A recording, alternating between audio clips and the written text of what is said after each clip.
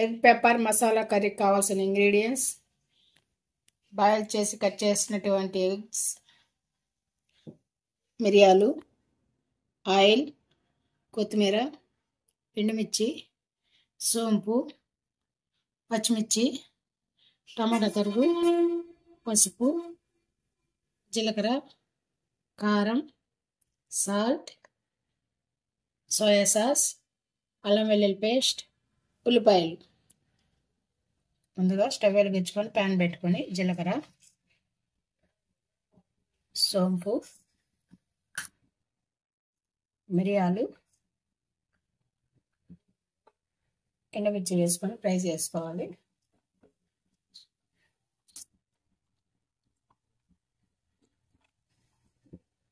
ఇవన్నీ బాగా ఫ్రై అయినాయండి. చల్లారిన తర్వాత మిక్సీ జార్లో వేసుకొని పౌడర్ చేసుకోవాలి. తర్వాత ఆయిల్ వేసుకొని మనం ఎగ్స్ కట్ చేసి పెట్టుకున్నటువంటి ఎగ్స్ వేసుకొని ఫ్రై చేసుకోవాలి.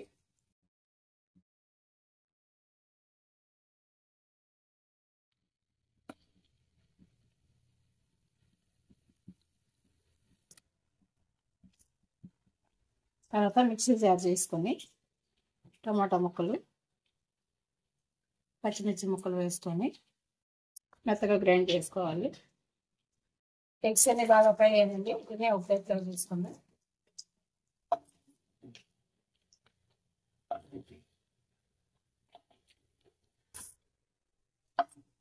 తర్వాత అదే ప్యాన్లో ఉల్లిపాయ ముక్కలు, కొద్దిగా పసుపు వేసుకొని ఫ్రై చేసుకోవాలి.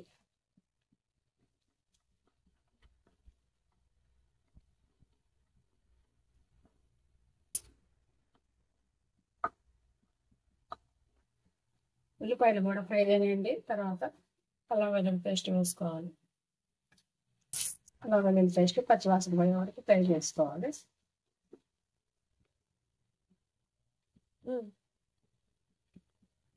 అల్లం వెల్లుల్లి పేస్ట్ కూడా బాగా ఫ్రై అయిందండి. తర్వాత మనం పెప్పర్ పచ్చిమిర్చి వేసుకున్నాం కదండి, చూసి వేసుకోవాలండి. కారం వేసుకోవాలి. తర్వాత మనం మసాలా తీసుకున్నాం కదండి, జీలకర్ర, సోంపు, మిరియాలు, ఎండుమిర్చి పౌడర్ కూడా వేసుకోవాలి. తర్వాత పైన సాల్ట్ వేసుకోవాలి.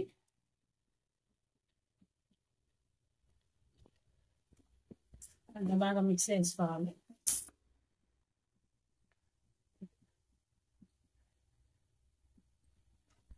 ఎంత బాగా మిక్స్ చేసుకున్న తర్వాత మనం టమాటా పచ్చిమిర్చి పేస్ట్ వేసుకున్నామండి. పేస్ట్ వేసుకొని మిక్స్ చేసుకోవాలి. ఎంత మిక్స్ చేసుకొని 2 మినిట్స్ బాగా మగ్గనివ్వాలి. టమాటా పేస్ట్ అంతా 2 మినిట్స్ అయిందండి. కర్రీ అంతా బాగా మగ్గిపోయింది. తర్వాత సోయా సాస్ వేసుకొని మిక్స్ చేసుకోవాలి.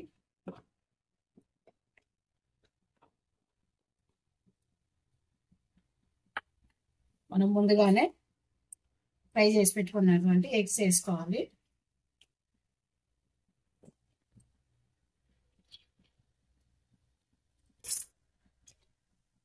ఎగ్స్ వేసుకొని మిక్స్ చేసుకోవాలి.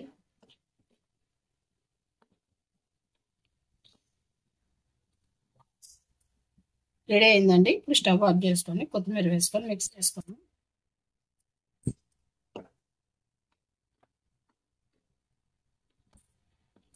అంతేనండి, ఎంతో టేస్టీగా ఉండే egg masala pepper curry ready అయిపోయింది. మా ఛానల్ మీకు నచ్చినట్లయితే లైక్ చేయండి, షేర్ చేయండి, తప్పక సబ్స్క్రైబ్ చేయండి.